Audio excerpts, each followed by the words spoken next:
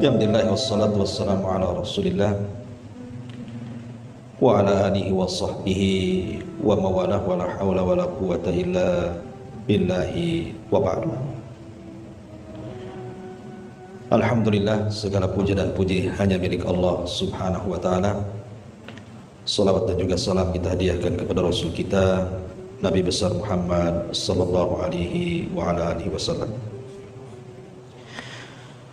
Terlanjutkan kajian tafsir daripada surah Al-Baqarah. Kita masuk ayat ke 40 dan seterusnya. A'udzubillahi minasyaitonir rajim. Bismillahirrahmanirrahim. Ya bani Israil adhkuru ni'mati allati an'amtu 'alaikum wa awfu bi ahdi ufi bi ahdikum wa iyaya farhabun. Wahai Bani Israel, ingatlah nikmatku yang telah aku anugerahkan kepada kalian, dan penuhilah janjimu kepadaku, niscaya aku penuhi janjiku kepada kalian, dan takutlah kepadaku saja. Inilah ayat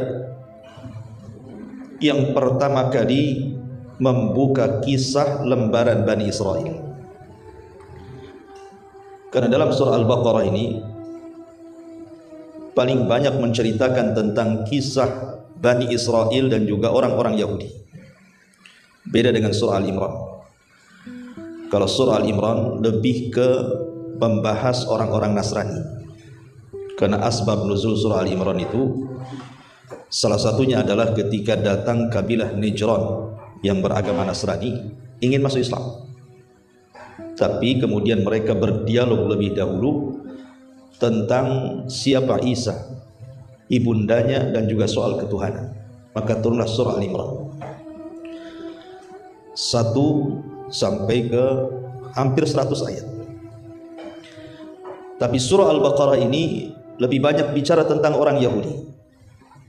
Umumnya bicara soal Bani Israel, karena harus dibedakan Bani Israel dengan Yahudi. Yahudi itu bagian daripada Bani Israel, tapi Bani Israel bukan Yahudi. Karena Bani Israel itu kumpulan dari 12 kabilah, salah satunya Yahudi. Jadi setiap Yahudi adalah Bani Israel, tapi tidak setiap Bani Israel dia Yahudi. Malam ini kita akan berkisah tentang Bani Israel. Ma'asyiral muslimin yang dimuliakan Allah subhanahu wa ta'ala, dari mana kita bermula dari kisah Bani Israel ini? Al-Quran menyebut kalimat Bani Israel ini sebanyak 43 kali. Yang 41 kali lafadznya Bani Israel, dan yang 3 kali dimufradkan, lafadznya hanya Israel saja. Jadi jumlah secara keseluruhan dalam Al-Quran Allah menyebut kalimat Bani Israel 43 kali, dan tersebar di beberapa surat dalam Al-Quran, seperti surah Al-Baqarah, surah Al-Imran, surah Al-Ma'idah, surah Al-A'raf, Yunus, Al-Isra, dan lain sebagainya. Ma'asyiral muslimin, jamaah sekalian yang dimuliakan Allah subhanahu wa ta'ala, Al-Quran paling banyak mengkisahkan Bani Israel. Kaum yang paling banyak dikisahkan itu adalah Bani Israel. Padahal umat-umat para nabi itu banyak. Umpamanya kaum Ad, umatnya Nabi Hud. Kaum Tsamud, umatnya Nabi Saleh. Kaum Sodom, umatnya Nabi Lut. Artinya dalam Quran itu umat-umat para nabi banyak juga diceritakan.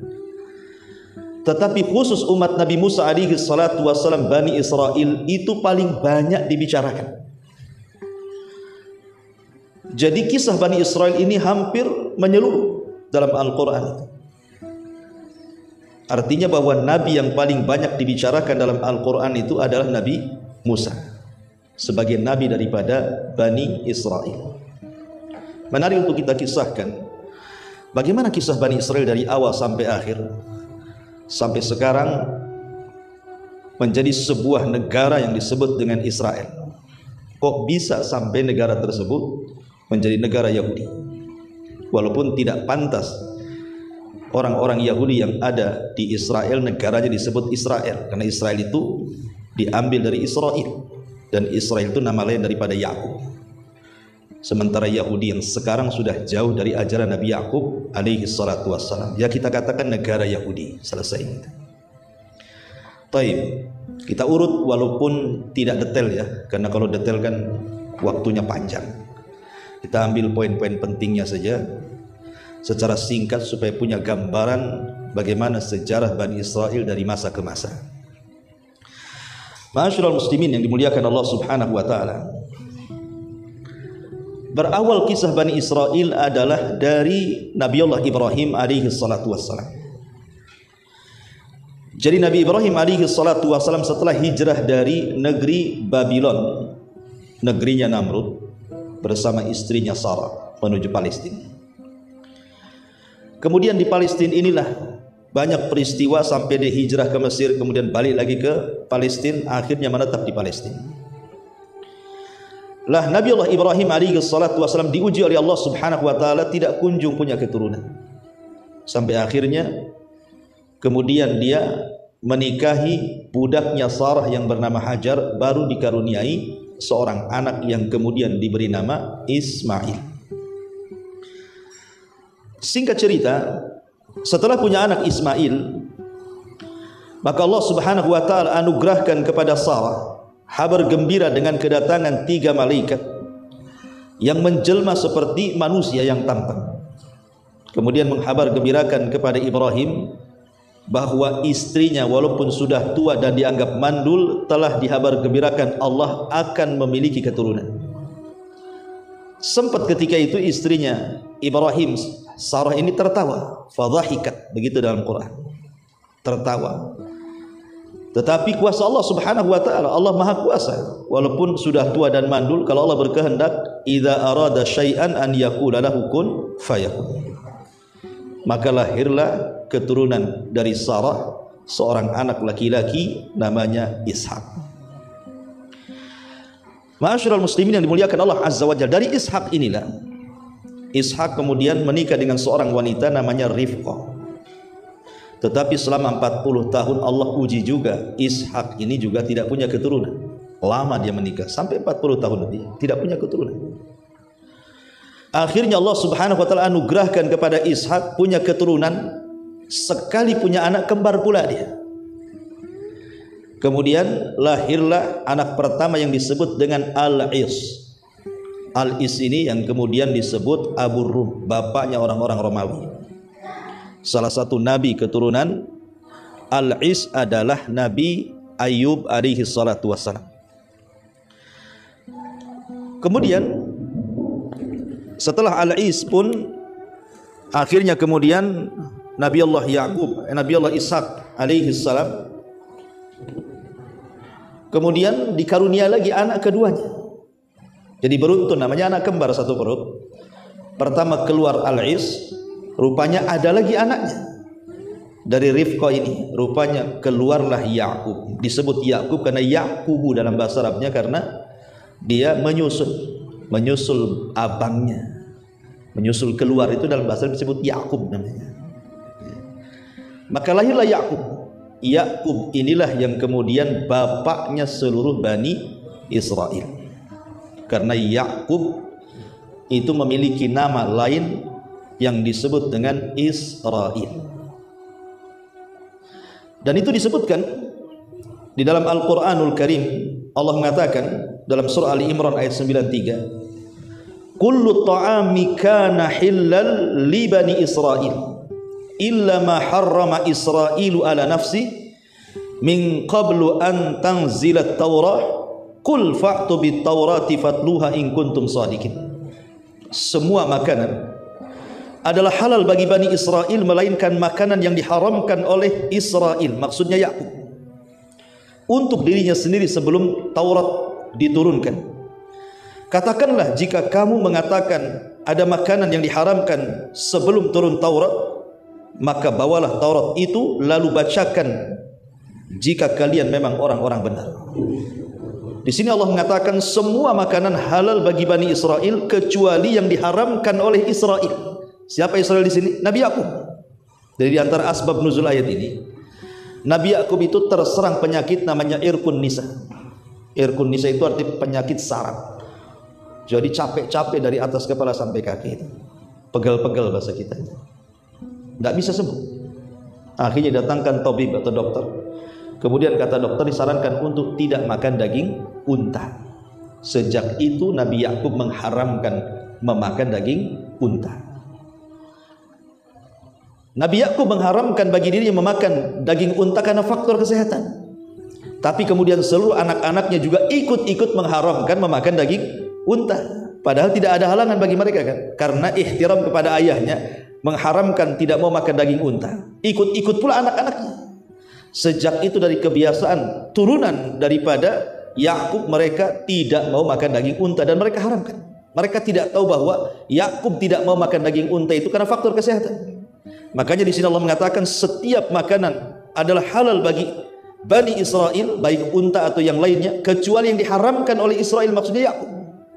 Itu sebelum diturunkan Taurat.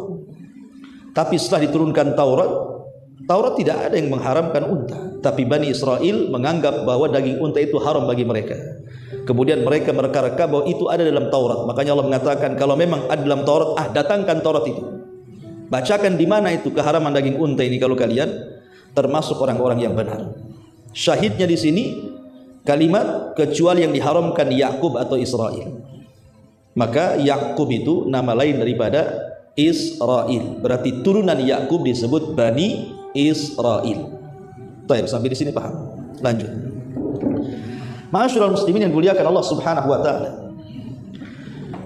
Lah, kemudian Yakub dari Palestina hijrah ke Haran di Irak sana, berjumpa dengan pamannya namanya Laban. Karena ada perselisihan antara dia dengan Al-Is abangnya, maka dia pun hijrah dari Palestina ke Haran, bekerja menjadi penggembala kambing kepada pamannya namanya Laban.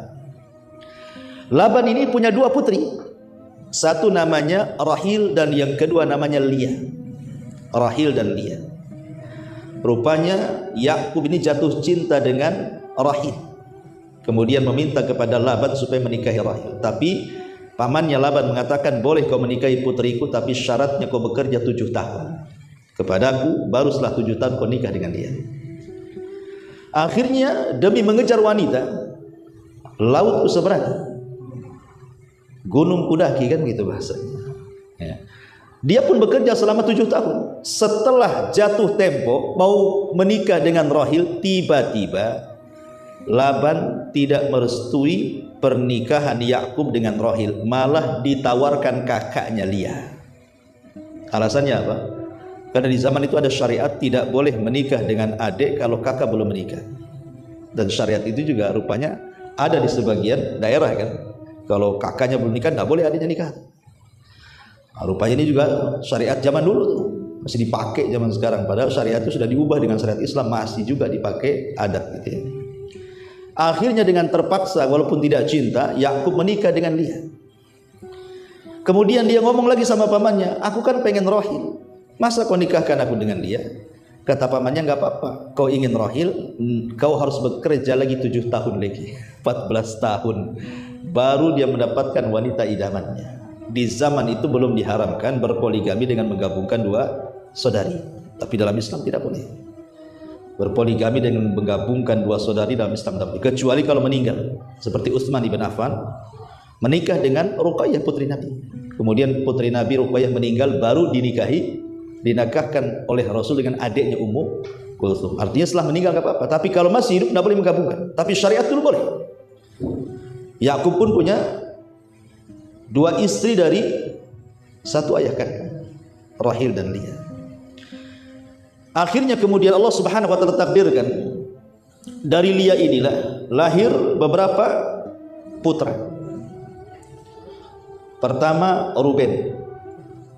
Ingat ya, kisah Nabi, kisah Bani Israel itu kebanyakan diambil dari perjanjian lama dan perjanjian baru, dari Taurat dan Injil. Sebab setelah wafatnya Musa, Quran tidak pernah menjelaskan. Hadis-hadis juga tidak ada menjelaskan kisah bagaimana kelanjutan kisah Bani Israel. Sehingga referensi kita itu hanya bisa mengambil dari kisah-kisah Israiliyah. Yang bertentangan kita buang. Yang tidak bertentangan kita tidak benarkan secara mutlak, dan kita tidak mendustakan secara mutlak. Yang jelas Rasulullah SAW mengatakan hadithu am Bani Israel wala haraj. Tidak mengapa ceritakan tentang kisah Bani Israel selama tidak bertentangan. Ya. Jadi dari Liyah ini lahirlah satu Ruben, yang kedua Syamun, yang ketiga Lawi, yang keempat Yahuda atau nanti turunnya disebut Yahudi, kemudian Yasakir, kemudian Zabulun. Zabulun ini 5 putra berarti ya, Ruben, Syamun, Lawi, Yahuda, Yasakir, Zabulun. Nah, dari Liyah. Allah takdirkan Rahil ini tidak kunjung punya anak. Akhirnya kemudian dia hadiahkan, dia punya budak si Rahil ini, namanya Bilha, dihadiahkan kepada suaminya, gauli budaknya.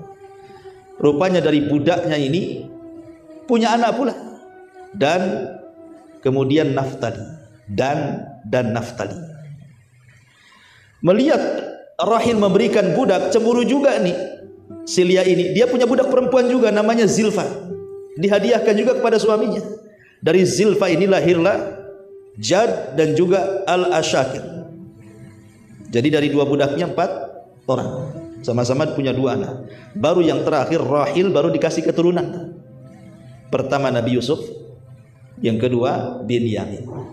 Berarti secara keseluruhan putra Yakub itu dari 2 istri sah dan dari 2 budaknya menjadi 12 anak.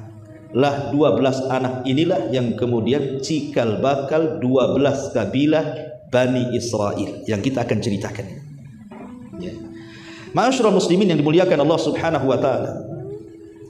Ada sebagian ahli tafsir seperti Al-Qurtubi dan juga yang lain yang mengatakan dari 12 putra Yakub ini, contohnya dari putra Yakub yang ketiga namanya Lawi. Dari Lawi inilah banyak menurunkan para nabi.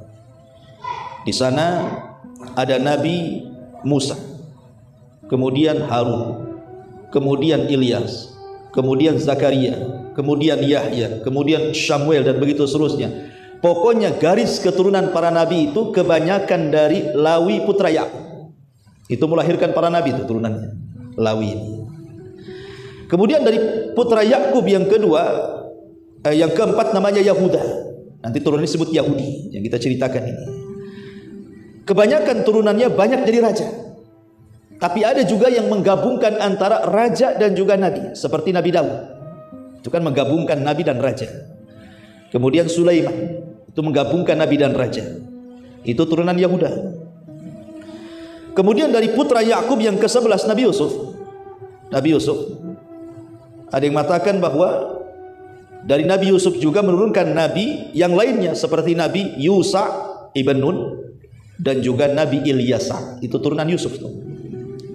Kemudian dari putra Yakub yang ke-12 Binyamin menurunkan Nabi Yunus alaihi salatu wassalam, nanti anak cucunya Nabi Yunus alaihi salatu wassalam. Artinya bahwa para nabi berasal dari 12 putra Yakub, tetapi umumnya para nabi itu berasal dari keturunan Lawi dan para raja keturunan Yahuda.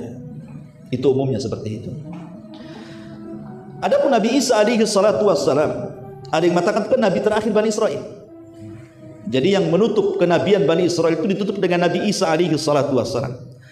Ada yang mengatakan Isa itu dia turunan Lawi. Tapi ada juga yang mengatakan turunan Yahuda. Tapi ada juga yang mengatakan tidak Lawi, tidak Yahuda. Dia dari orang lain. Alasan Al-Imam Al-Qurtubi rahimahullahu ta'ala, karena di dalam Al-Quran berbeda panggilan Nabi Musa dengan panggilan Nabi Isa. Kalau Nabi Musa memanggil kaumnya, tidak menyebutkan Bani Israel, ya kaum, wahai kaum, karena dia bagian daripada kaum Bani Israel. Tetapi Nabi Isa ini memanggil kaumnya dengan Bani Israel, seolah-olah bukan bagian daripada Bani Israel, dia hanya memanggil Bani Israel. Sehingga yang mengatakan Isa ini terpisah, bukan dari turunan putra-putra Yakub. Wallahu a'lam. Ya, tapi yang jelas bahwa dia adalah yang masyhur dalam sejarah itu, Nabi Isa itu adalah penutup nabi-nabi Bani Israel. Itu yang jelas seperti itu.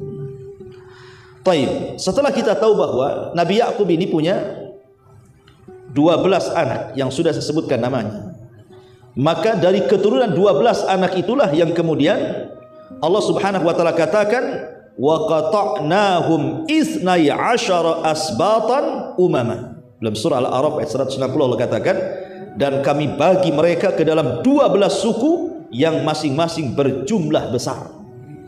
Jadi 12 suku ini semua nanti jadi kabilah besar-besar itu semuanya, yang disebut dengan Bani Israel. Ma'asyiral muslimin yang dimuliakan Allah Subhanahu wa taala. Kemudian juga saya ingin terangkan, istilah Quran itu biasanya menyebut 3 kata. Pertama ahli kitab. Seperti Allah mengatakan kul ya ahlal kitab, katakan wahai ahli kitab.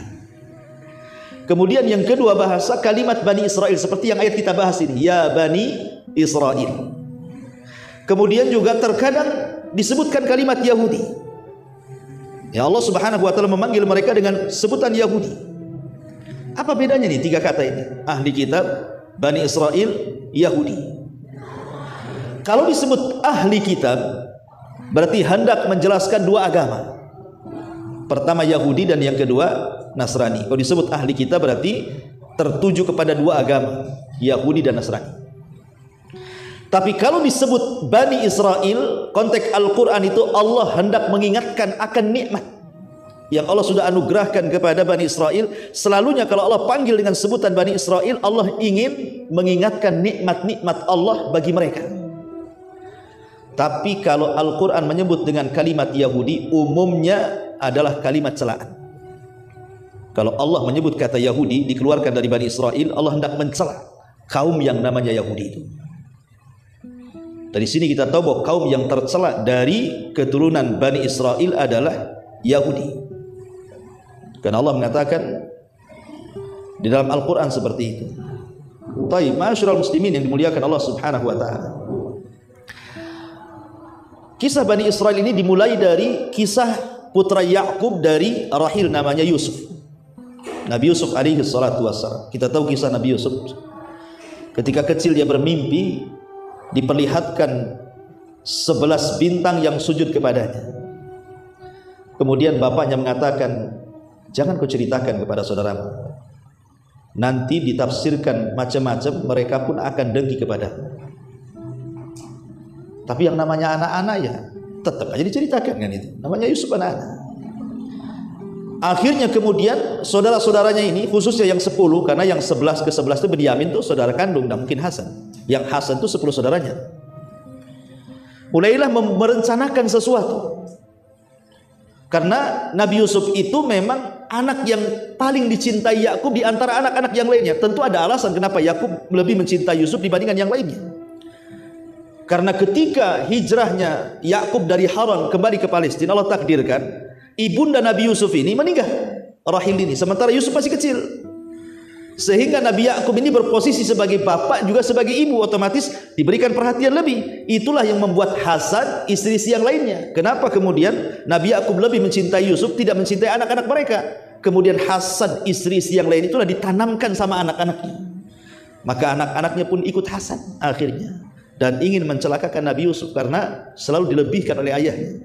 Sebenarnya itu masalah fitrah, kan masalah kecintaan ini tidak bisa adil ya, Pak. Antum punya anak 5, tidak semuanya antum bisa mencintai mereka sama rata 100% kan. Mesti salah satunya antum suka dan yang lainnya antum tidak suka. Mungkin yang satu ini karena cerdas, soleh, lebih senang kita sama dia dibandingkan yang lainnya kan. Mungkin yang satunya nakal luar biasa, akhirnya malas kita kan. Itu fitrah, tidak bisa. Sebagaimana orang berpoligami juga, membagi kecintaan itu boleh tidak adil. Karena Nabi juga tidak adil dalam memberikan kecintaan. Dia lebih mencintai Aisyah dibandingkan istri yang lainnya kan. Itu masalah hati.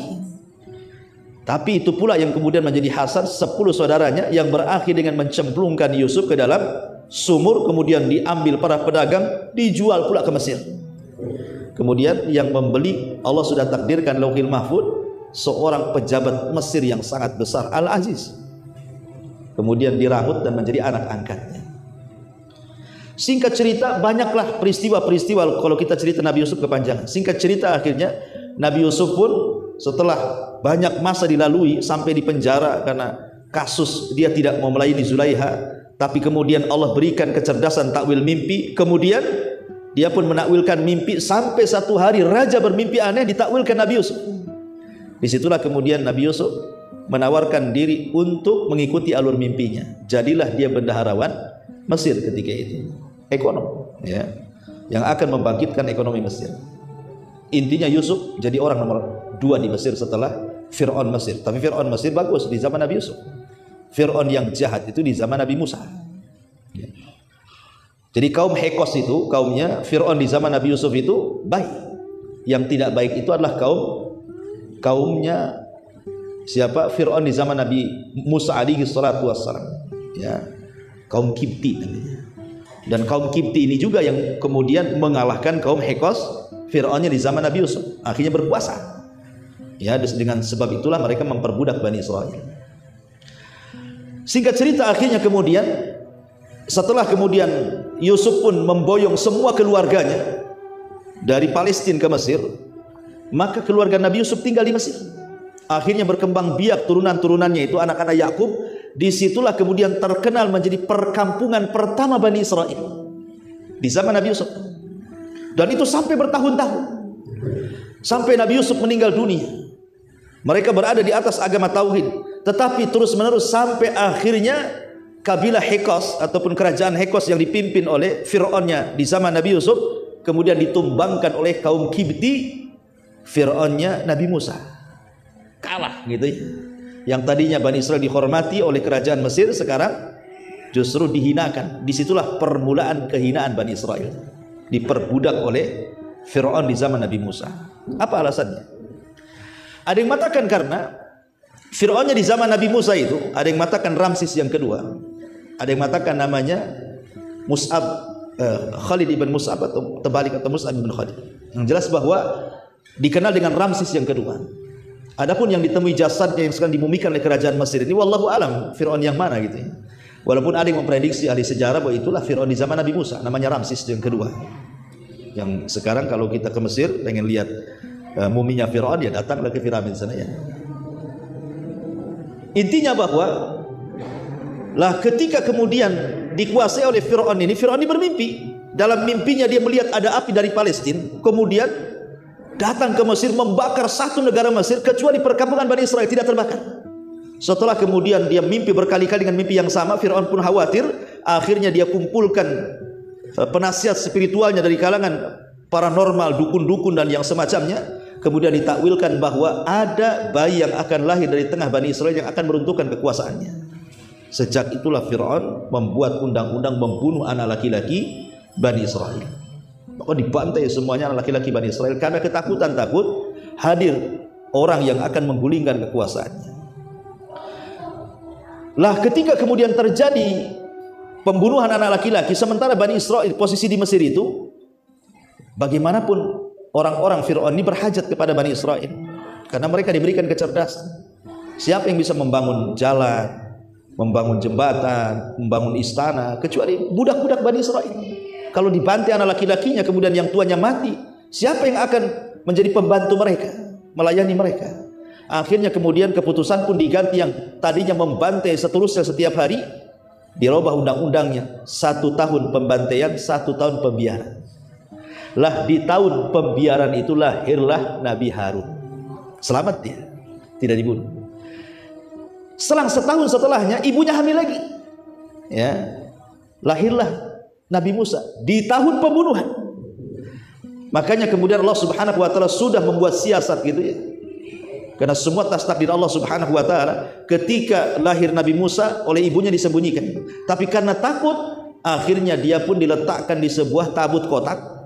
Kemudian kotak itu ditali dan dihanyutkan. Setiap mau makan atau menyusui ditariklah kotak itu. Kemudian Musanya diletakkan di situ. Sampai pada suatu hari karena ketakutan dia mendengar ada prajurit, dia lupa ngikat talinya. Lepas pula itu kotak itu. Akhirnya kotak itu hanyut di sungai Nil, rupanya terdampar di dekat istana Firaun. Kemudian ketahuan oleh para penjaga, dilaporkan kepada istrinya Firaun namanya Asya bintu Muzahim. Kemudian diambil kotak itu. Nggak ada yang berani buka kotak itu karena khawatir emas, khawatir perhiasan. Nanti kalau perhiasan disangka perhiasan istana, disangka dia maling kan gitu. Jadi nggak ada yang berani buka kotak. Yang pertama kali membuka kotak siapa? Asya bintu Muzahim. Pas dibuka rupanya bayi. Dan Allah langsung tanamkan kecintaan. Karena Asya tidak punya anak laki-laki. Fir'aun itu tidak punya anak laki-laki. Akhirnya kemudian dirambutlah Nabi Musa di tengah keluarga Fir'aun. Ma'asyiral muslimin yang dimuliakan Allah Azza wa Jalla. Singkat cerita, setelah Musa kemudian dewasa, kemudian Nabi Musa pun jalan-jalan di gang-gang kota Madinah. Ada pula anak muda turunan Bani Israel sedang bermasalah dengan anak muda turunan kaum Kipti, kaum Fir'aun. Tiba-tiba anak muda yang turun Bani Israel meminta pertolongan. Maka Musa menolongnya, tetapi kemudian tanpa sengaja membunuhnya. Orang yang bermasalah dari kaum Kipti, kaum Fir'aun ini bukan orang biasa rupanya. Dia anak muda dari seorang anak pejabat. Ya, beda berurusan dengan anak pejabat dengan berurusan anak tukang ojek, ikhwan. Kalau urusannya sama orang-orang kecil selesai lah kan itu. Kalau disumpal pakai duit selesai, nggak usah diteruskan kasusnya. Kalau sama pejabat nggak bisa. Ya, cari siapa pembunuhnya. Maka ketika itu belum ada yang ketahuan siapa pembunuhnya. Masalahnya Musa lewat lagi di satu hari, rupanya anak muda yang ditolong itu bermasalah lagi. Memang tukang masalahnya anak muda yang Bani Israel. Lewat Musa minta tolong lagi. Musa malah mendekati menasihat, disangka mau membunuhnya. Teriaklah kemudian Bani Israel, "Hei Musa, apa kau akan membunuhku seperti kau membunuh orang itu kemarin?" katanya. Orang-orang tahu siapa pembunuhnya sekarang. Maka sampailah di telinga Fir'aun, pasukan pun dikerahkan untuk menangkap Musa. Tapi Musa diberikan nasihat oleh orang yang bijak supaya cepat pergi. Maka berangkatlah Musa ke Madian. Kemudian 20 tahun di Madian sampai dia menikah dan punya anak. Kemudian setelah 20 tahun balik lagi ke Mesir. Rupanya di tengah jalan dia mendapatkan pohon zaitun penuh dengan api. Kemudian dia mendekati pohon itu, rupanya ada panggilan dari Allah Subhanahu wa taala. Musa diangkat menjadi nabi dan rasul dan disuruh berdakwah kepada Firaun. Maka pulanglah dia ke Mesir. Betul-betul dia berdakwah kepada Firaun. Banyak persoalan di situ. Ya, dan banyak mukjizat yang Allah anugerahkan kepada Musa. Tapi Fir'aun pun tak kunjung kemudian mau menerima dakwah Nabi Musa. Justru yang ada tagha, malah melampaui batas sampai menantang duel dengan tukang sihir. Lah ketika Nabi Musa kemudian berduel dengan tukang-tukang sihir Fir'aun, diakhiri dengan kemenangan duel Nabi Musa, sehingga seluruh tukang sihir Fir'aun bertobat kemudian sujud kepada Allah. Ketika itu Fir'aun sudah enggak berani mengganggu Nabi Musa. Maka Musa pun kemudian bertahun-tahun tinggal di tengah Bani Israel, mendakwahkan dakwah Islam kepada mereka. Tapi sampai satu hari, akhirnya Allah Subhanahu wa taala merintahkan Musa untuk membawa Bani Israel ke mana? Ke Palestina. Mendengar bahwa Bani Israel akan pergi, maka Fir'aun tidak terima. Dia siapkan pasukan besar untuk membantai Bani Israel. Maka kejar-kejaranlah kemudian Bani Israel yang dipimpin Nabi Musa dan para tentara yang dipimpin Fir'aun.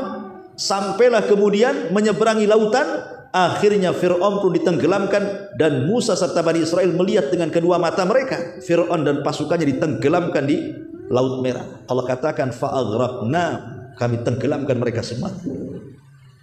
Dari sini Bani Israel sudah diseberangkan jauh dari Mesir. Lah ketika ma'asyiral muslimin yang dimuliakan Allah Subhanahu wa taala, Bani Israel ini melanjutkan perjalanan dari Palestina menuju tanah perjanjian Baitul Maqdis. Sepanjang perjalanan ini banyak peristiwa yang menunjukkan buruknya akhlak mereka. Ya, buruknya akhlak sebagian Bani Israel, tidak semua. Sebagian besar Bani Israel, termasuk kabilah Yahudi dalamnya. Seperti mereka ketika Allah taklukkan Baitul Maqdis disuruh membungkuk, malah kemudian tidak mau membungkuk. disuruh berdoa kepada Allah, hintah, ya Allah ampuni dosaku, malah hintah, minta makan. Belum lagi kemudian Bani Israel ini mereka membangkang kepada Nabi Musa alaihi salatu wasallam di banyak hal, mengeluh, menuntut, sampai banyak mukjizat Allah tampakkan kepada mereka, tidak sadar-sadar juga Bani Israel ini. Sehingga macam-macam peristiwa, seperti ketika terjadi pembunuhan, kemudian Musa mengatakan sembeli sapi, malah mereka banyak tanya, akhirnya susah pula nyari sapinya. Kalaulah kemudian bukan karena mereka mengucapkan insya Allah, tentu mereka tidak akan mendapatkan sapinya, itu pun dengan harga yang sangat mahal. Bentuk bagaimana mereka mempersulit diri, Allah mudahkan, mereka minta untuk mempersulit diri. Kemudian ketika mereka diberikan makanan lezat manna dan salwa, malah minta pula yang enggak enak. Manna dan salwa ini kan makanan dari langit, tinggal makan saja. Ini enggak, maunya bawang, sayuran, lalapan bahasa kitanya kan. Gimana dikasih makanan enak mau lalapan kan itu ya. Kemudian ketika mereka ingin mendengar, orang-orang pilihan itu mendengar suara Allah ketika berfirman kepada Musa, mereka tidak mau mendengar, mereka mau melihat Allah seperti apa. Datang halilintar, membunuh mereka semua, tapi kemudian dihidupkan kembali. Macam-macam ceritalah kalau kita mau sedikit perjalanannya, terlalu lama. Intinya bahwa sampai kemudian di tanah perjanjian, Musa ini tinggal masuk saja, dan Bani Israel ke Baitul Maqdis. Masalahnya harus melewati satu kota namanya Ariha. Ariha ini dipenuhi dengan kaum Kan'aniyun, turunan kaum Ad, orangnya besar-besar. Bani Israel tidak berani jihad. Akhirnya mereka mengatakan kepada Musa, ya Musa, kalau kami harus berperang untuk masuk ke Baitul Maqdis, kami tidak bisa. Kemudian mereka mengatakan, idhab anta wa rabbuka faqatila inna hahuna qa'idun. Kalau kau mau jihad, jihad secara berdua dengan Tuhanmu, kami duduk-duduk memperhatikan di sini, katanya. Akhirnya mereka pun oleh Allah diazab, tidak bisa keluar dari negeri itu, disebut Arduti. Selama 40 tahun disitulah Harun meninggal, kemudian Nabi Musa pun meninggal, belum masuk ke Baitul Maqdis karena tidak mau jihad. Lah setelah Nabi Musa meninggal dan juga Harun sebelumnya meninggal, akhirnya kemudian estafet kepemimpinan di bawah naungan Yusha ibn Nun, anak muda yang kemana-mana di bawah Nabi Musa, sampai ketika berjumpa dengan Khidir pun dibawa tuh Yusha ibn Nun. Rupanya dia pula yang meneruskan perjuangan. Ketika para pengecut di zaman Nabi Musa sudah mati, kemudian datang generasi kedua para pemberani, maka Yusha ibn Nun inilah yang berhasil memasukkan Bani Israel kemana? Ke Baitul Maqdis. Yang Nabi Musa tidak bisa, Yusha ibn Nun bisa. Itulah Nabi yang Allah berikan mukjizat mampu menghentikan matahari saat perang. Jadi ketika mereka masuk di waktu asar, terjadi perang. Kemudian hampir menang, matahari mau tenggelam, sementara besoknya hari Sabtu. Orang Yahudi itu punya keyakinan tentang hari Sabtu, itu hari sakral, gak boleh perang. Kalau sampai berhenti peperangannya gagal lagi, maka Yusha mengatakan kepada matahari, engkau makhluk yang diperintah, aku juga nabi yang diperintahkan, maka aku berdoa kepada Allah agar engkau berhenti. Akhirnya matahari pun berhenti, tidak tenggelam sampai peperangan menang, baru ditenggelamkan. Satu-satunya nabi yang bisa menghentikan matahari karena izin Allah adalah Yusha ibn Nun.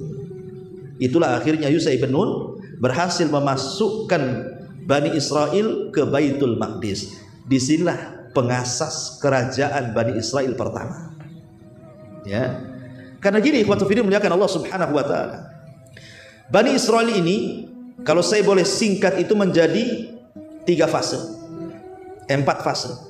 Nanti kita akan cerita nih. Bani Israel ini sepanjang perjalanan dari kisah Yusha ibn Nun memasukkan Bani Israel ke Palestina ini, nanti akan melewati 4 fase. Apa saja itu? Pertama, Ahdul Qudah, era kehakiman. Yang kedua, Ahdul Mulukul Awal, era kerajaan yang pertama. Kemudian yang ketiga, Ahdul Muluki Tsani, era kerajaan yang kedua. Baru yang terakhir, Fatratu ma ba'da tadmiril Quds, ada era setelah penghancuran Baitul Maqdis, era penjajahan. Nanti Bani Israel akan dijajah oleh banyak umat. Ya, inilah 4 poin tentang kisah Bani Israel dari masuknya Bani Israel ke Palestina oleh Yusha ibn Nun. Maka berlakulah 4 fase ini. Ma'asyiral muslimin yang dimuliakan Allah Azza wa Jalla. Pertama, era kehakiman. Era kehakiman ini di mana Bani Israel dipimpin para nabi. Jadi yang memimpin Bani Israel itu para nabi. Dan yang pertama adalah Yusha ibn Nun yang memimpin mereka. Makanya di dalam Injil, dalam perjanjian lama itu, di situ ditulis tentang kitab hakim-hakim namanya. Di mana hakim-hakim ini maksudnya para nabi, itulah yang memerintahkan 12 kabilah dari turunan Yakub yang disebut Bani Israel tadi. Jadi dipimpin para hakim, dipimpin para nabi. Ada yang mengatakan sekitar 350 tahun, ada yang mengatakan sekitar 1000 tahun dipimpin para nabi. Ya. Ma'asyiral muslimin yang dimuliakan Allah Subhanahu wa taala, sampai pada waktunya, karena banyaknya penyimpangan, banyaknya pertikaian, banyaknya kekufuran, banyaknya permusuhan antar kabilah dari 12 kabilah itu. Jadi susah untuk disatukan. Ya. Belum lagi kemudian mereka berani kepada para nabi. Makanya Bani Israel itu dikenal sebagai pembunuh para nabi. Pokoknya datang nabi saja tidak cocok dengan hawa nafsunya, dibunuh tuh. Itu diantara perangainya orang-orang Yahudi Bani Israel itu. Pokoknya tidak cocok saja nabi, bunuh. Sampai satu hari itu ada 70 nabi dibantai mereka. Sehingga sulit untuk disatukan. Sangat sulit untuk disatukan. Dari situlah kemudian mereka pun meminta supaya nabi yang terakhir yang memimpin mereka namanya Samuel meminta kepada mereka, kami tidak mau dipimpin para nabi, tapi kami mau dipimpin seorang raja. Karena ketika itu banyak pertikaian, permusuhan sehingga melemahkan Bani Israel dan mereka diserang oleh kaum dari luar, oleh tentara Jalut. Ya. Karena mereka kemudian dijajah oleh orang luar sehingga mereka bercerai-berai. Akhirnya mereka minta kepada Nabi Samuel untuk diangkat seorang raja yang kuat bisa mengalahkan Jalut. Samuel pun kemudian memberikan solusi kepada mereka bahwa ada anak muda tapi miskin namanya Tolut. Mau kalian jadi saya tunjuk Tolut? Mereka nggak mau karena Tolut orang miskin. Kami loh orang banyak orang kaya, kenapa mesti dia katanya. Tetapi kata Nabi Samuel, walaupun demikian Tolut itu dilebihkan kemampuan, pengetahuan dan juga fisik. Kemudian akhirnya malaikat pun yang tabut yang tadinya diambil oleh Jalut diambil lagi oleh malaikat, kemudian diserahkan kepada Tolut. Dari situlah Bani Israel setelah mengetahui tabut ada di tangan Tolut, baru mereka mengakui Tolut sebagai raja mereka. Karena mereka meyakini kalau tabut berada di tengah-tengah mereka, setiap peperangan menang. Tabut itu kotak yang dulu Musa diletakkan di situ, dihanyutkan. Lah itu tabut namanya. Kotak itu berisi tongkatnya Nabi Musa, bajunya Nabi Musa, peninggalan Nabi Harun ada di kotak itu. Dan mereka yakini siapapun yang berperang membawa kotak itu menang. Lah Tolut sekarang punya kotak itu yang tadinya direbut Jalut, diambil malaikat, diserahkan ke Tolut. Akhirnya mulailah mereka berjihad bersama Tolut melawan Jalut. Ya. Dibawalah pasukan besar, ribuan. Tapi kemudian diuji ketika melewati sungai, jangan minum banyak-banyak, malah minum banyak-banyak. Rupanya yang tersisa dari pasukan itu cuma 314 orang. Lah di antara pasukan itu ada yang paling muda namanya Daud. Perang di zaman itu kan tidak langsung perang, ada sistem mubarozah namanya, sistem adu tanding. Mana jagoanmu? Ini jagoan gua. Rupanya Jalut sendiri jagoannya menantang tentara Tolut. Tidak ada yang berani melawan Jalut. Siapa yang berani melawan Jalut? Ya, pegulat hebat, pembunuh, takutlah tentaranya Tolut. Akhirnya Tolut mengiming-imingi siapa yang bisa mengalahkan Jalut, dia akan menikah dengan putriku dan akan mewarisi tahtaku. Tidak ada juga yang mau. Ya, buat apa menikahi putrinya, kemudian mewarisi tahtanya kalau harus mati pula di tangan Jalut? Kalau mati kapan nikahnya? Mati lawan Jalut. Ya. Tapi Nabi Daud ini memang sudah Allah takdirkan, yang paling kecil, yang paling muda dia berani. Karena Daud itu diberikan keahlian suka melempar ketepel serigala yang hendak memangsa kambing-kambingnya dan selalu tepat dan mati. Jadi dia pelempar batu. Sekali dilempar batu saja kena kepalanya, matilah si Jalut itu. Akhirnya bertakbir tentara Tolut dan bisa mengalahkan tentara Jalut. Ya. Sejak itulah kemudian Tolut, Nabi Daud menikah dengan salah satu putri Tolut. Lah karena Daud semakin dikenal oleh masyarakat, Tolut ini hasad, berusaha ingin membunuh Nabi Daud gitu ya. Jangan sampai kemudian diserobot kekuasaannya kan itu. Karena kalau orang berkuasa untuk jatuh itu sulit ikhwan. Sangat sulit. Orang kalau sudah berkuasa kemudian diberhentikan kekuasaannya udah bisa. Harus ada 7 periode, 8 periode lagi ke depannya kan itu. Kalau bisa kan itu. Karena namanya sebuah kekuasaan itu sebuah kehausan. Haus orang itu kalau jabatan itu mau fitnah. Sama dengan harta juga fitnah. Sudah dapat yang diinginkan, pengen lagi hartanya. Sudah dapat dengan pengen lagi, terus seperti itu. Jabatan juga seperti itu. Kalau bisa jangan dihentikan sampai mati. Lah Talut itu seperti itu. Hasad kepada Daud, padahal itu menantunya kan begitu ya. Tapi di ujung hayat Talut pun kemudian taubat, mengakui kesalahannya. Ketika Talut meninggal, maka sebagaimana janjinya Daud harus jadi raja. Maka inilah berubah dari era kenabian menjadi era kerajaan. Dimulai daripada Talut, kemudian Daud. Dan Daud ini satu-satunya yang menggabungkan 2 karunia Allah di tengah-tengah Bani Israel. Pertama, dia seorang raja plus juga nabi. Hampir tidak ada kalau Bani Israel nabi ya nabi saja, raja-raja saja. Dia pula menggabungkan tuh, raja plus nabi. Makanya kekuasaan Nabi Daud kuat sekali. Bani Israel suka dengan Nabi Daud. Tidak ada yang mencela Nabi Daud. Biasanya kalau datang Nabi bunuh, datang Nabi bunuh. Enggak. Satu Bani Israel cinta dengan Nabi Daud. Barulah Bani Israel itu jadi kuat di tangan Daud alaihi salatu wassalam. Tapi sayang Daud pun harus meninggal. Kemudian tahta turun kepada Nabi Sulaiman. Lebih kuat lagi Bani Israel. Karena Nabi Sulaiman Allah berikan mukjizat yang tidak diberikan kepada para nabi yang lain.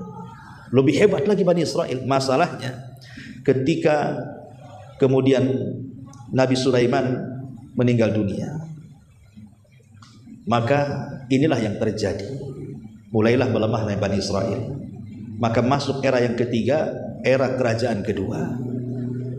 Karena ketika itu Nabi Sulaiman ini kan mewarisi tahtanya kepada anaknya namanya Ruhbuam ibn Sulaiman. Ruhbuam ibn Sulaiman ini yang mewarisi tahta ayahnya Nabi Sulaiman. Masalahnya dia tidak sekuat bapaknya. Tidak sekuat bapaknya, tidak disukai oleh beberapa kabilah Bani Israel. Akhirnya pecahlah Bani Israel menjadi 2 kerajaan. Ya. Lah putra Sulaiman, Ruhbuam ibn Sulaiman ini hanya didukung 2 kabilah. Ada yang mengatakan yang mendukung 2 kabilah. Pertama, kabilah Yahuda. Itulah yang mendukung. Dan yang kedua, kabilah Binyamin. Jadi hanya 2 saja, kabilah Binyamin dan kabilah Yahuda yang mendukung putra Sulaiman ini, Ruhbuam ibn Sulaiman ini. Sementara 10 kabilah ini tidak mendukung, buat kerajaan sendiri yang dipimpin oleh Yurbuam ibn Nubat. Yurbuam ibn Nubat itulah raja yang kedua. Jadi kalau Ruhbuam ibn Sulaiman ini dia mendirikan kerajaan yang disebut dengan kerajaan Yahudi. Kerajaan Yahudi yang ibu kotanya Yerusalem. Ya. Ada yang mengatakan begitu. Jadi kerajaan Israel atau kerajaan utara itu dipimpin oleh Yurbuam bintu Nubat dari 10 suku atau 10 kabilah dengan Samaria sebagai ibu kotanya. Tetapi kerajaan Yahuda atau kerajaan selatan, ibu kotanya Yerusalem, itulah yang dipimpin oleh putra Sulaiman, Ruhbuam ibn Sulaiman. Berarti di sini ada utara, ada selatan. Ada kerajaan utara, ada kerajaan selatan. Lah, yang kerajaan selatan inilah yang dipimpin oleh putranya Sulaiman. Cuman 2 kabilah Yahuda dan Binyamin itu. Yang 10 kabilah itu dari utara tuh. Lah karena sudah pecah Bani Israel menjadi 2 kerajaan, masuklah pada era penjajahan. Karena melemah masalahnya, mereka sangat lemah sekali. Ya, saya simpulkan nih, baru kita jelaskan. Ya. Jadi era penjajahan ini pertama masuk orang-orang Asyuriyin. Asyuriyin ini orang-orang Babylon. Itulah yang pertama kali menjajah Bani Israel. Setelah Asyuriyin kemudian datang orang-orang dari Mesir. Orang-orang dari Mesir menjajah lagi Bani Israel. Kemudian setelah hengkang orang-orang Mesir, datang lagi orang-orang Babylon Irak, juga menjajah Bani Israel. Kemudian setelah Babylon berakhir, datang lagi orang-orang Yunani, juga menjajah Bani Israel. Kemudian setelah Yunani, datang lagi dari Mesir lagi, menjajah Bani Israel. Kemudian berakhir dengan dijajah oleh orang-orang Romawi yang mengganti haikal Sulaiman menjadi dewa-dewa yang ma'ruflah disembah oleh orang-orang Romawi. Bagaimana kisahnya dari penjajahan-penjajahan ini? Tapi masyarul muslimin yang dimuliakan Allah Subhanahu wa taala, era penjajahan ini kenapa? Karena ketika Bani Israel semakin jauh dari ajarannya, mereka makin kufur, murtad, syirik, sebagiannya membangkang perintah para nabi sebelumnya. Itulah yang menjadi kelemahan Bani Israel. Belum lagi cerai-berai berpecah menjadi dua negara. Itu yang menjadikan kemudian mereka makin lemah. Masyarul muslimin yang dimuliakan Allah Subhanahu wa taala, pertama, era penjajahan ini datang orang-orang Asyur. Orang-orang Asyur dari Irak menguasai kerajaan Israel yang di utara. Yang 10 kabilah yang berkumpul itu dijajah oleh orang-orang Asyur ini.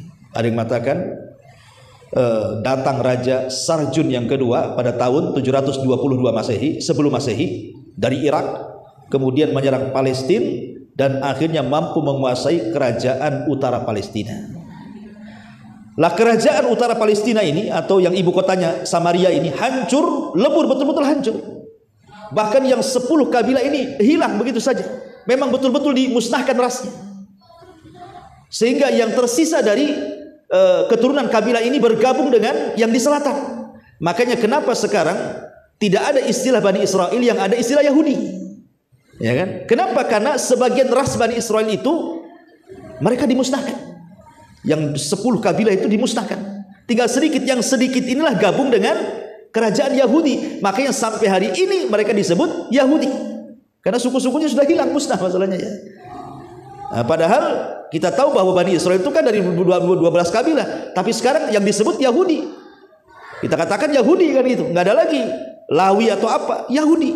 Jadi seolah-olah karena itulah yang mayoritas, yang lain minoritas, bergabung dengan Yahudi sehingga yang minoritas itu tergabung kepada yang mayoritas. Senangnya ucapan Yahudi semuanya, dianggap Yahudi semuanya, walaupun ada yang bukan keturunan Yahuda kan itu.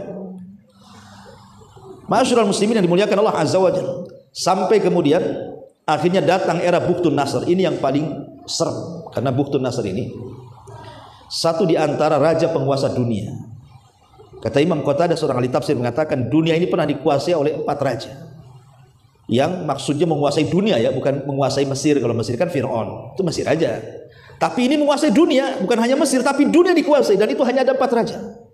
Pertama Nabi Sulaiman, yang kedua Dzulqarnain, dua-duanya muslim. Kemudian yang kedua Namrud, dan yang keduanya adalah Bukhtun Nasr. Inilah Bukhtun Nasr, inilah Raja Babil yang datang kedua kalinya menghabisi orang-orang Yahudi di Palestina, menghancurkan Palestina sehancur-hancurnya dan memperbudak Bani Israel sampai dibawa ke mana-mana ya, sampai akhirnya mereka pun berpencar. Ma'asyiral muslimin yang dimuliakan Allah Azza wa Jalla, ketika Babylon ini dikuasai oleh mereka, tapi Allah takdirkan kemudian orang-orang Bukhtun Nasr dikalahkan oleh Persia. Ya, jadi Persia nyerang Babylon, kalah Babylon. Kemudian dikuasai oleh orang-orang Persia. Lah orang-orang Persia ini, ikhwatu fillah muliakan Allah Azza wa Jalla, berbuat baik kepada Bani Israel. Jadi Bani Israel yang berada di Irak Babylon ini dipulangkan kembali ke Palestina sebanyak 50.000 kurang lebih. Sisanya masih tetap tinggal di Babylon. Tapi masalahnya, ma'asyiral muslimin, mereka ketika kemudian mereka kembali, kemudian Persia kalah dengan Romawi. Akhirnya gantian sekarang Romawi yang menjajah Palestina. Jadi hukum disitulah banyak yang kemudian pergeseran keagamaan, karena banyak situs-situs sejarah seperti Haikal Sulaiman yang dibangun oleh Nabi Daud kemudian diteruskan oleh Sulaiman. Haikal Sulaiman itu maksudnya pondasi Masjidil Aqsa yang sekarang menjadi dongeng orang-orang Yahudi Palestina. Mereka sengaja mengorek di bawah Masjidil Aqsa untuk mencari Haikal Sulaiman. Nanti kalau mau ketemu Haikal itu, maka masjid akan dirobohkan, kemudian mereka akan membangun Haikal itu, dan itulah puncak kejayaan Yahudi yang akan menguasai dunia. Ini dongeng mereka saja.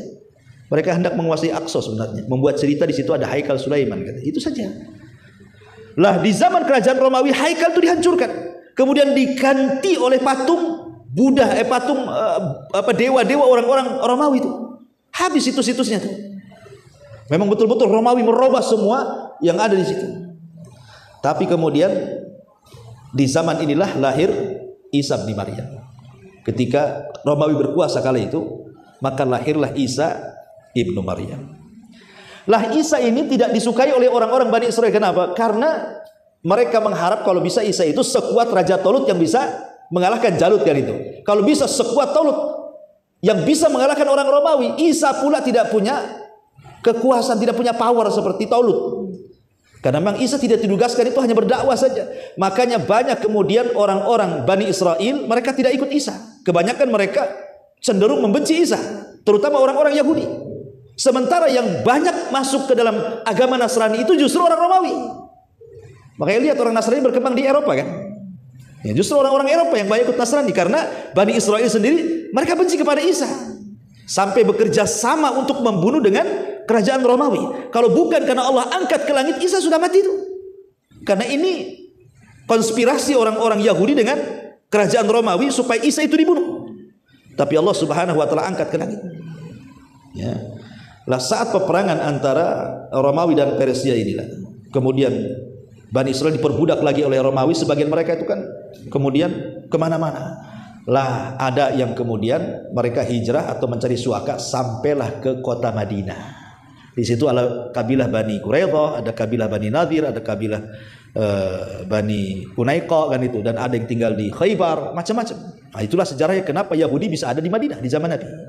Karena ketika kalahnya Persia oleh Romawi, kemudian Romawi menguasai Bani Israel lagi, maka akhirnya mereka kemana-mana. Yahudi dipencar ke sana kemari, sampailah ke kota Madinah dan Khaybar.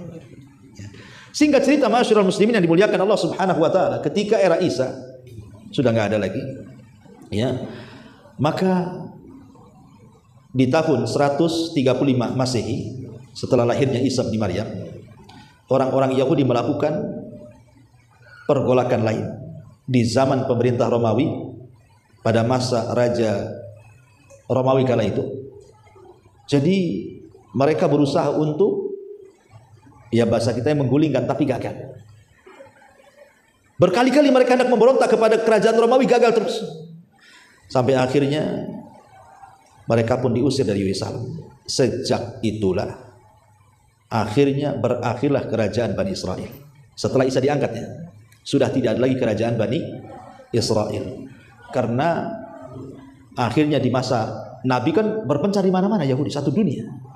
Ada yang di Madinah, ada yang di mana-mana kan, cuman kebanyakan lari ke kota Madinah. Kenapa? Karena ada kabar dari padri-padri pendeta mereka bahwa di situ akan lahir Nabi akhir zaman yang akan mengembalikan kejayaan mereka. Masalahnya ketika Nabi itu sudah muncul, nggak mau beriman. Kok nabinya orang Arab katanya? Yang kami inginkan itu Nabi turunan Bani Israel. Dari situlah mereka membenci kepada Rasul, memusuhi Rasul, sehingga tidak ada yang masuk Islam di zaman itu. Orang Yahudi kecuali bisa dihitung dengan jari. Beda dengan orang Nasrani, ribuan masuk Islam, tapi Yahudi tidak masuk Islam.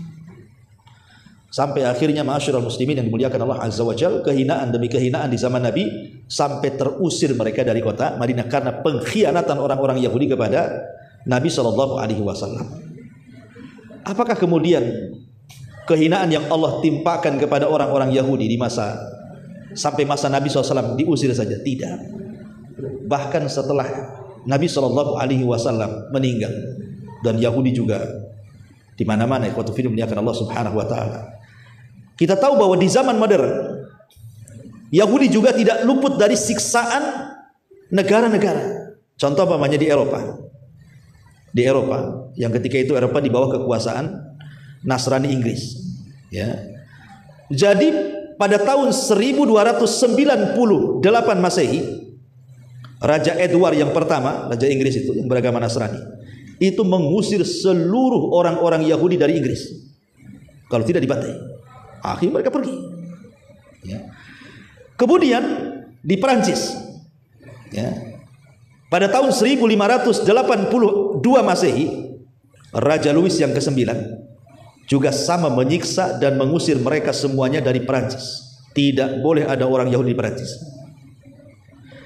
Kemudian juga dijelaskan, bukan hanya itu saja, para pendeta Katolik pada tahun 1540 Masehi, di mana di Italia membunuh orang-orang Yahudi dan mengusir mereka jangan sampai tinggal di Italia.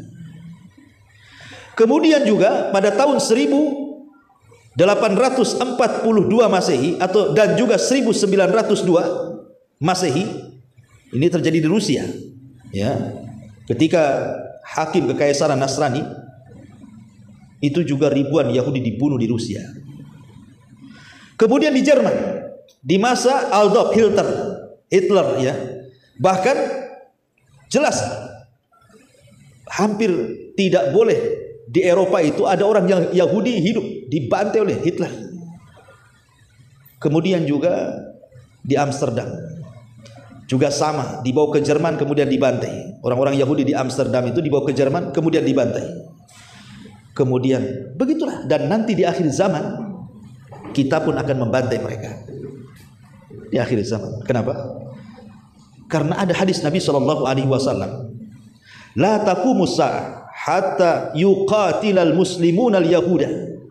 Tidak akan tegak hari kiamat sehingga kaum muslimin kelak akan memerangi orang-orang Yahudi. Fayaqtuluhum al muslimuna hatta yakhtabil yahud min wara'il hajari wasyajar.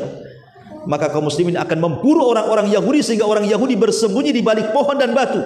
Kemudian batu dan pohon akan berbicara dan mengatakan, "Ya Muslim, ya Abdullah." Nih orang Yahudi di balik batu, di balik pohon, bunuh dia. Sehingga akan jadi bulan-bulanan kaum muslimin kelak di akhir zaman ketika terbunuhnya Dajjal di tangan Isa bin Maryam. Begitulah Allah hinakan orang-orang Yahudi karena kesombongan mereka kepada Allah, kesyirikan mereka, kekufuran mereka, pembangkangan mereka, pembunuhan kepada para nabi dan begitu seterusnya. Makanya Allah hinakan sepanjang zaman orang-orang Yahudi itu. Ya, ma'asyiral muslimin yang dimuliakan Allah Subhanahu wa taala, masalahnya bagaimana mereka bisa berkumpul kembali di Palestina di zaman sekarang? Kok bisa punya negara? Kan itu. Gimana ceritanya? Ma'asyiral muslimin yang dimuliakan Allah Azza wa Jalla, ada yang mengatakan pada tahun 1616 Masehi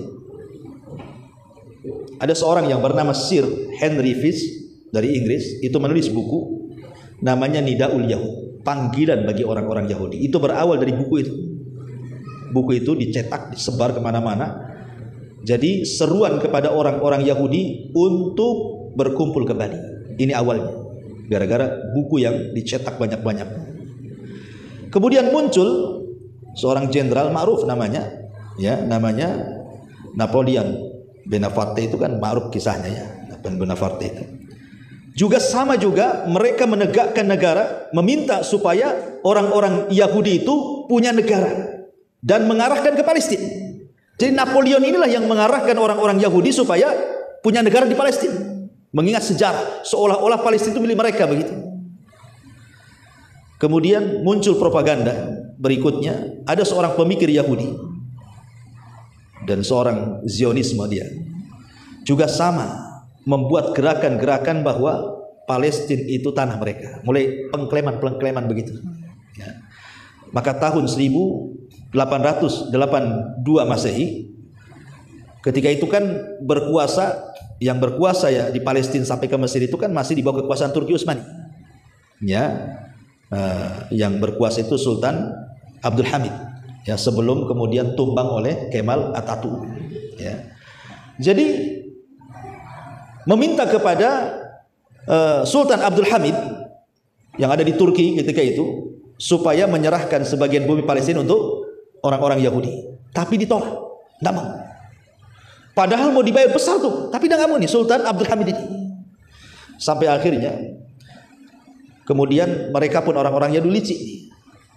Mereka mulai mengkader orang-orangnya sampai kemudian dimasukkan ke dalam tubuh Nasrani.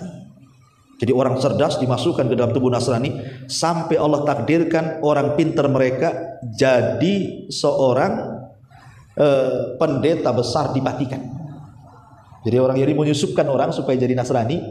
Saking cerdasnya, subhanallah, akhirnya dia pun berhasil menjadi paus di Vatikan. Orang Yahudi menyamar jadi paus di Vatikan. Ya, orang Islam tidak tahu.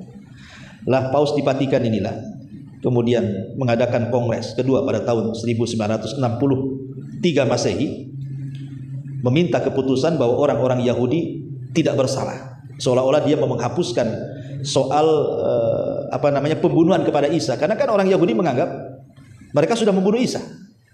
Maka paus mengatakan bahwa Isa itu orang Yahudi dimaafkan. Itu maksudnya, supaya tidak ada permusuhan antara Yahudi dan Nasrani. Didekatkan dulu dengan Nasrani.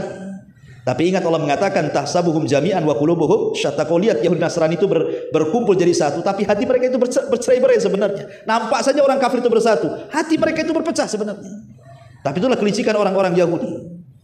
Sampai puncaknya ketika ada salah seorang di antara mereka menjadi pos di Vatikan itu, kemudian mereka pun menggalang dana besar-besaran, kemudian hendak meminta kepada Raja Turki Utsmani ini Abdul Hamid untuk membeli. Kalau tidak mau ngasih dibeli, tapi tetap tidak mau. Makanya kemudian membuatlah kerusuhan di Turki. Sampai pada akhirnya Sultan Abdul Hamid dilengserkan, kemudian berakhirlah kerajaan Turki Utsmani, dan ketika itu dikuasai oleh Mustafa Kemal Atatürk. Inilah yang kemudian mengasas Turki yang tadinya negara Islam, ya, berubah menjadi sekuler. Jilbab tidak wajib, tidak boleh. Bahasa Arab ditiadakan. Nama waktu-waktu sholat diganti dengan bahasa Turki. Makanya orang Turki nggak kenal sholat. Nah, kemudian banyak simbol-simbol Islam itu dihancurkan. Pelajaran-pelajaran agama itu disekulerkan di sekolah-sekolah. Dan berhasil Kemal Atatürk ini, ya, menghilangkan peninggalan Turki Utsmani, betul-betul disekulerkan karena hanya ingin supaya disamakan dengan negara Eropa. Jadi undang-undang Eropa diadopsi, dimasukkan ke Turki, akhirnya rusak Turki.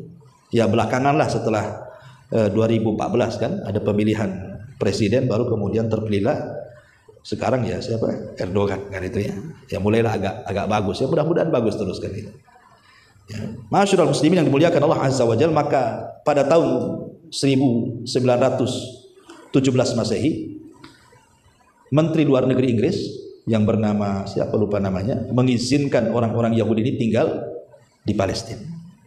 Lah kaum muslimin yang tinggal di Palestina yang mungkin imannya kurang, akhirnya mereka mulai menjual lahan mereka dengan harga mahal. Mereka tidak tahu bahwa tanah itu tanah mulia, tapi karena harganya mahal kan, akhirnya dijual sikit. Akhirnya meluaslah kerajaan Israel ini, makin luas sampai akhirnya mengklaim bahwa Palestina tanah mereka.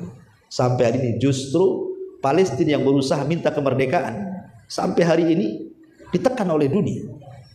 Bayangkan, padahal Palestina dijajah, tapi Yahudi menganggap Palestina yang menjajah. Ya, Ma'asyiral muslimin yang dimuliakan Allah Azza wa Jalla, intinya pada tahun ke 1947 Masehi, resmi Amerika mengeluarkan keputusan bahwa Palestina dibagi menjadi dua bagian, sebagian diberikan kepada kaum muslimin dan sebagian diberikan kepada Yahudi Israel. Sampai hari ini terjadi perang, ya, dan setiap hari kaum muslimin dibantai oleh orang-orang Yahudi. Itulah kejahatan orang-orang Yahudi yang kisah singkat dari perjalanan Bani Israel. Saya tidak bertangan terlalu panjang karena juga waktu saya katakan.